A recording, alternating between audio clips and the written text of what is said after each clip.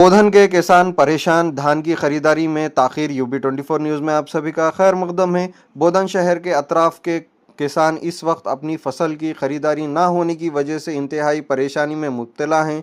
किसानों का कहना है कि उनकी फसल काटे हुए तकरीबन 20 दिन हो चुके हैं, लेकिन अब तक धान की खरीदारी शुरू नहीं हुई है।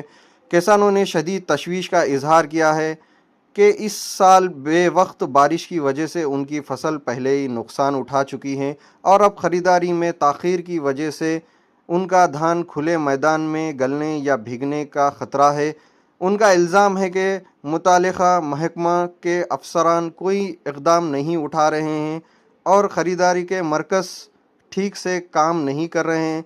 इससे किसान माली मुश्किलात और ख़र्च चुकाने की परेशानियों का सामना कर रहे हैं। किसानों ने चीफ मिनिस्टर रेवंत रेड्डी पर भरोसा जाहिर करते हुए कहा कि वो उन्हें रैतु पक्षपाती मानते हैं, लेकिन अफसरों की लापरवाही तकलीफ दे है। उन्होंने चेतावनी दी है कि अगर हुकूमत ने फौरी तौर पर ख़रीदारी शुरू नहीं की तो वो सब मिलकर धरना देंगे। किसानों ने फौरी कार्रवाई का मुतालबा किया है। ఈ రోజు రైతులు 6 నెలల పాటు కష్టపడి పండించిన ధాన్యాన్ని కోసి 15 రోజులుగా ఇక్కడ పెడితే ప్రభుత్వ అధికారులు కానీ సొసైటీ అధికారులు కానీ ఎవరు వచ్చి పట్టించుకునే పరిస్థితి లేదు. దాదాపు ధాన్యాన్ని కొని ఇక్కడ కట్ చేసి పెట్టి 15 రోజులైంది.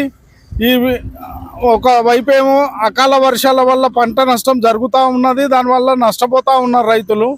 కానీ ఇక్కడ తప్పనిసరి పరిస్థితుల్లో పంట కోసి ఇక్కడ పెట్టినా కూడా అధికారులు వచ్చి దాన్ని కాటబెట్టి దాన్ని కొనుగోలు చేసి రైతులకు న్యాయం చేయాల్సి ఉంది. కానీ రైతులు ఎన్నిసార్లు మాట్లాడినా పట్టించుకోకుండా అధికారులు, మార్కెట్ కమిటీ నాయకులు వ్యవహరిస్తున్నటువంటి పరిస్థితి ఉంది.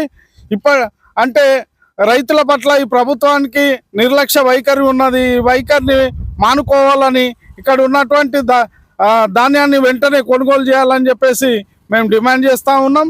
సుమారు 35 టన్నుల ధాన్యము ఇక్కడ ఉన్నటువంటి పరిస్థితి.